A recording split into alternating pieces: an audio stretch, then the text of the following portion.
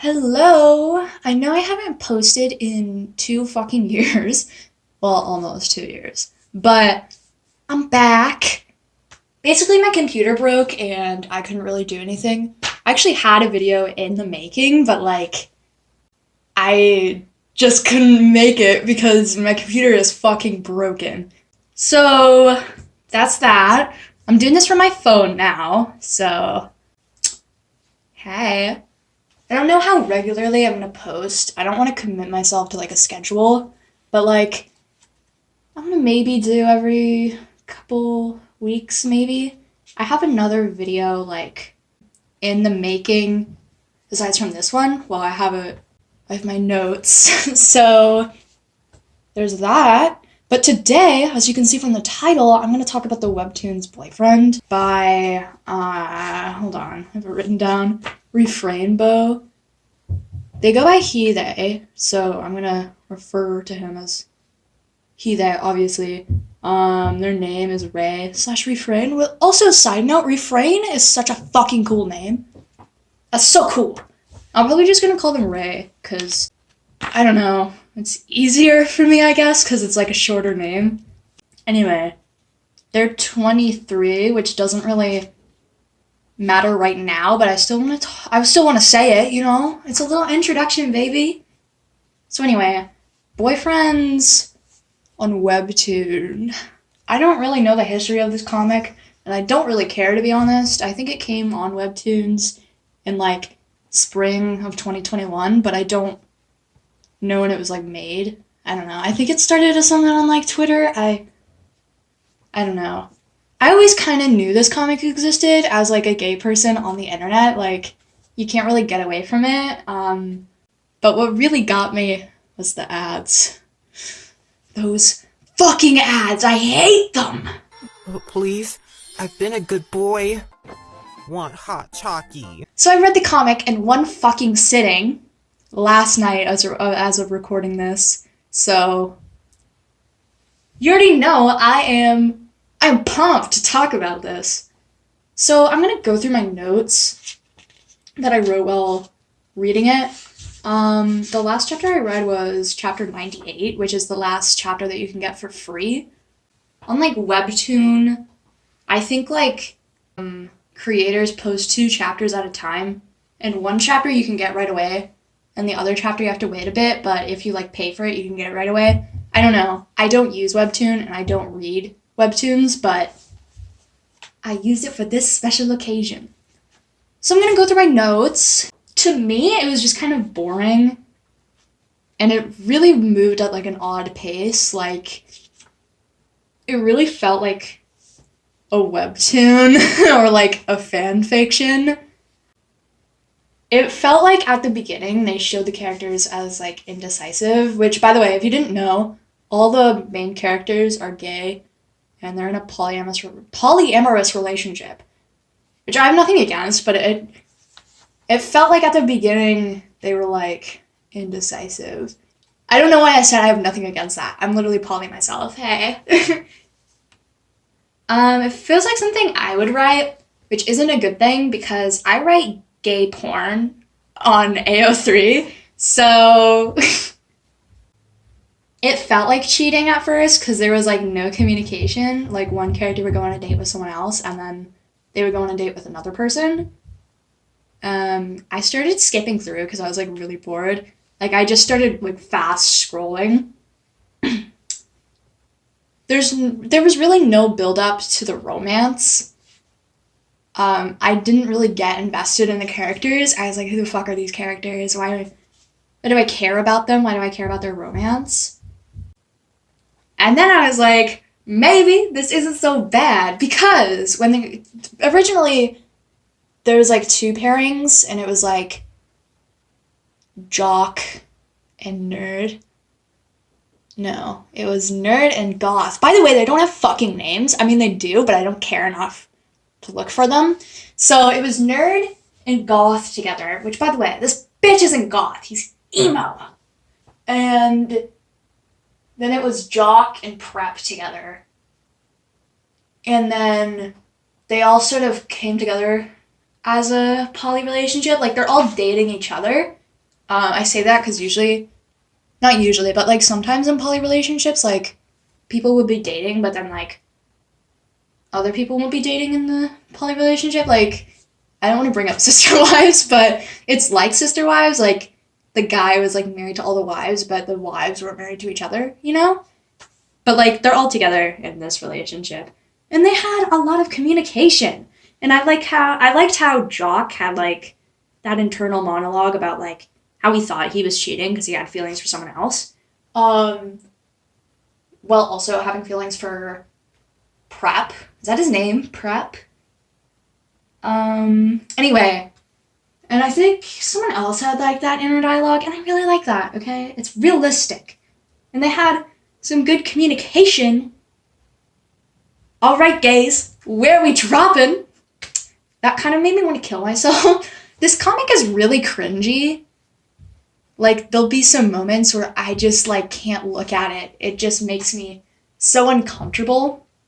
Like, it's just, oh, it's so cringe. I like goth. They're so horny and, like, in public, too. Like, at one point, like, what's his name? Goth and Nerd started making out in a diner, and they just, like, make out in public.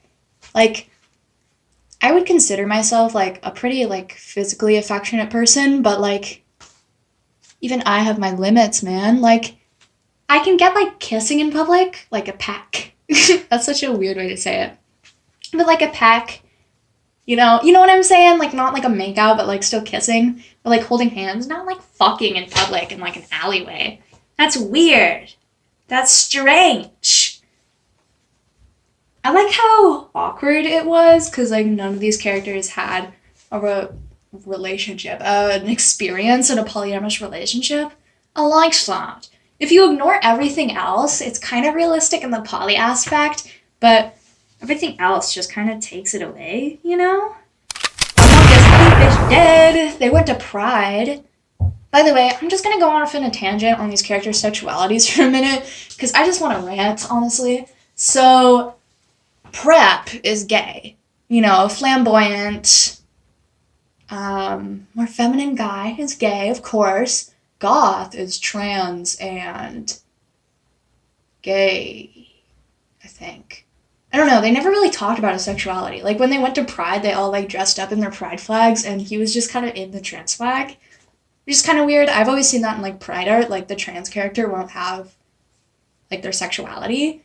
But anyway, he's also ace, I think. I don't know. I found that from, like, a porn meme, and I was like, for one, I like that he's ace because I like that it shows that ace characters can still, like, have sex and, like, still enjoy it. But, like, it feels weird because he's, like, the monotone, like, emo one. And a lot of people, like, associate being ace with being that. I'm not ace, but, like, I don't know. I can, like, see that sort of stereotype happening. Jock. I love Jock, by the way. I love a man with some big badonkas. He is bi. So we've got the very sporty, like, outgoing one, bi. Okay. And then, Nerd. By the way, Nerd looks fucking, like, 3. Not 3, but, like, 11. Like, he looks younger than the rest of them, which is why I always find it weird when he's, like, having a sexual moment, you know? These characters are, like, in college. I think they're, like, juniors. I don't know how old that would be. I assume it would be, like, early 20s. So, like, I don't have a problem with them being sexualized, but it feels weird with Nerd because he looks so young. But anyway, he's pansexual. You know, we've got the soft, small boy, Bean, even, being pansexual. You know, the K-pop fan, the dyed hair K-pop fan, anime fan being pansexual, which feels weird. I'm not pan myself. It still feels weird. Like, I recognize that stereotype.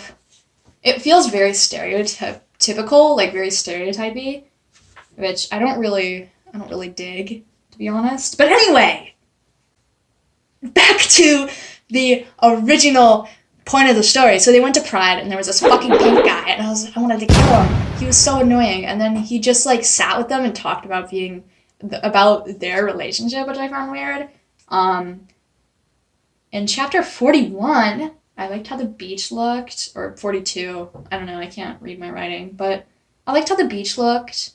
I I like the coloring. It's not really for me personally, it's not my personal taste. I'll talk about the art later, but like I like the backgrounds and I always like a good not realistically colored background, you know? I want to murder these characters. Oh, they went to the beach and Goth had top surgery scars, which I found weird, not because he was trans, but because in an earlier chapter he had a binder on. Do people who got top surgery still wear binders? Like, I like how his transness isn't like explicit. Like, it's never really said. You just kind of pick it up by like context clues, I guess. I guess it's like kind of said when like they went to the beach and Prep was like, I don't know, he said something like, you going shirtless for the first time. Look at you. Which like, I don't know. And he wore like the trans colors when they went to Pride. And like he's been shown like being a little transgender, a little trender. But I like how it's not explicit and the story isn't really about that. It's about like him being gay and in this poly relationship, which I really like. Okay, if one thing I like him. Okay, I like the trans representation in this story. Personally, um,